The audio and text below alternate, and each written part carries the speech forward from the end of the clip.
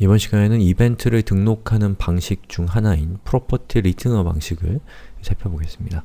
자, 프로퍼티 리스너는 이벤트 대상이 되는 객체의 프로퍼티로 이벤트를 등록하는 방식인데요. 말이 어렵죠? 코드를 통해서 이게 무엇인지 같이 한번 살펴보시죠. 자, 여기 있는 예제를 제가 에디터로 열어볼게요. 자, 이렇게 생겼는데요. 자, 보시는 것처럼 이번에는 이 HTML 태그 안에 이벤트가 없고요. 대신에 id가 타겟인 엘리먼트, 즉 이거죠. 이 엘리먼트를 객체를 찾아서, 저 엘리먼트의 객체를 찾아서 그 객체의 프로퍼티 중에 onClick이라고 하는 약속되어 있는 특수한 프로퍼티의 함수를 지정을 해주게 되면 이 객체 id 값이 타겟인 저 엘리먼트에 클릭이 일어났을 때 이 브라우저가 onClick이라고 하는 프로퍼티에 정의되어 있는 이 메소드를 실행시켜 주게 됩니다. 그러면 hello world가 실행이 되겠죠.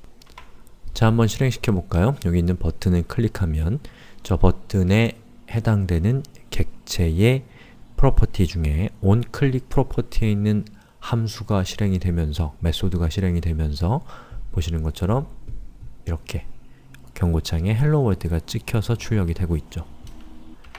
자, 우리가 프로퍼티 방식으로 이벤트를 등록하게 되면 그 이벤트 핸들러, 이벤트 함수를 핸들러라고 한다고 제가 말씀을 드렸죠. 바로 이벤트 함수, 자, 여기에서는 여기에 있는 자, 이거 있죠.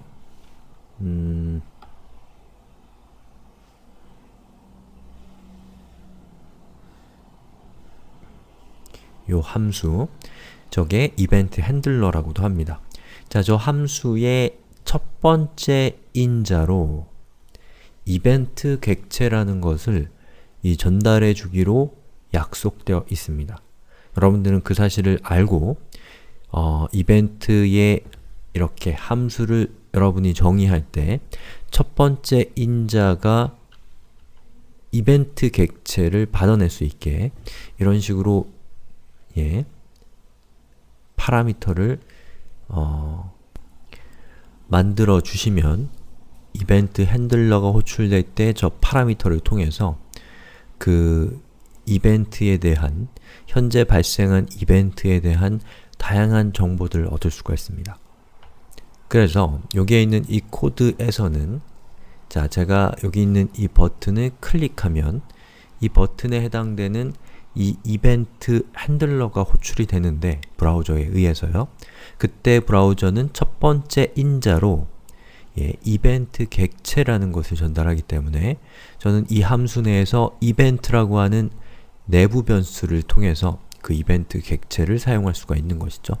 자, 그럼 이벤트 객체가 가지고 있는 여러 프로퍼티 중에 타겟이라는 프로퍼티는 바로 그 이벤트가 호출된 시점에서 그 이벤트가 어디에서 발생한 것인지를 알려주는 프로퍼티입니다.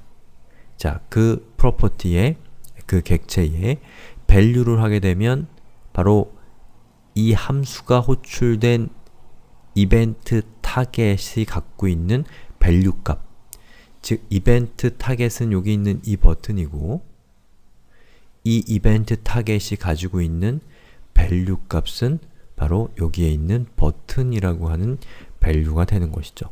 그래서 이걸 실행시키면 hello world 버튼이라고 하는 것이 출력이 될 겁니다. 그런데 이거는 i에서는 작동하지 않을 거예요.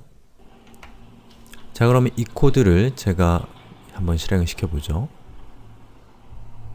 자, 버튼을 클릭하면 hello world, 버튼, 여기 있는 이 버튼의 value 값이 출력이 됐습니다.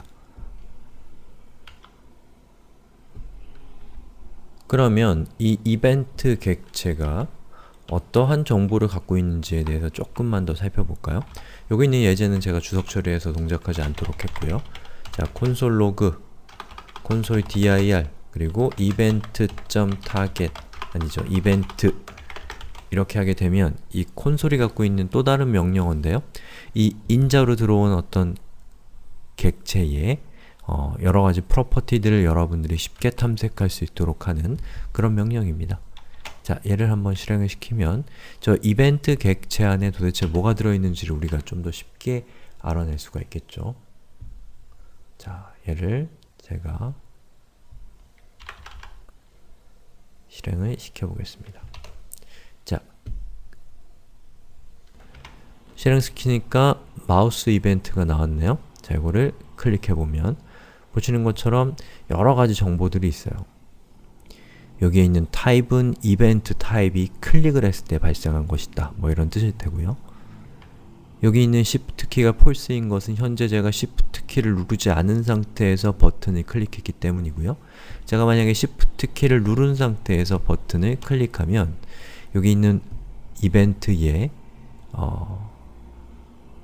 Shift 키가 true로 바뀐 걸 볼 수가 있죠. 이런 정보라든지 바로 이벤트가 실행된 그 시점에서의 여러가지 정보들을 담고 있는 객체가 이벤트 객체입니다.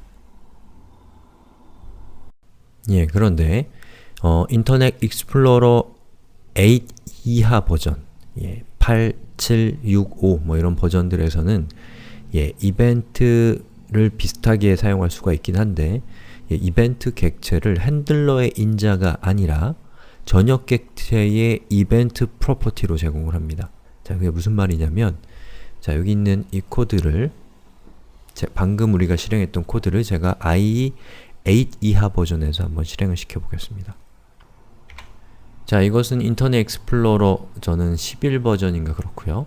자, 여기서 F12 키를 누르면 보시는 것처럼 인터넷 익스플로러로 IE도 이렇게 개발자 도구가 있습니다. 제 끝에 있는 이렇게 생긴 에뮬레이션이라는 걸 선택하고 문서 모드를 여기서 구 밑에 있는 8을 선택하고요. 그리고 우리가 실행했던 그 문서를 이렇게 실행을 하게 되면 자, F12 키를 누르고요. 그 다음에 콘솔을 선택한 다음에 제가 이 버튼을 클릭하면 버튼을 클릭해도 실행이 안 되는 것을 볼 수가 있습니다. 자, 그것은 인터넷 익스플로러 8 이하에서는 이 이벤트가 호출될 때 자, 첫 번째 인자로 이벤트 객체를 전달하지 않고 만약에 여러분이 이 이벤트 객체에 접근하고 싶다면 자, 이 코드를 조금 수정해보죠. window.event 윈도우라고 하는 전역 객체의 이벤트를 통해서 접근을 하면 그때는 될 겁니다. 한번 제가 실행을 시켜보죠. 보시는 것처럼 이때 오브젝트, 이벤트 객체를 받아올 수가 있죠. 자, 그 얘기는 뭐냐면 IE8 이하에서는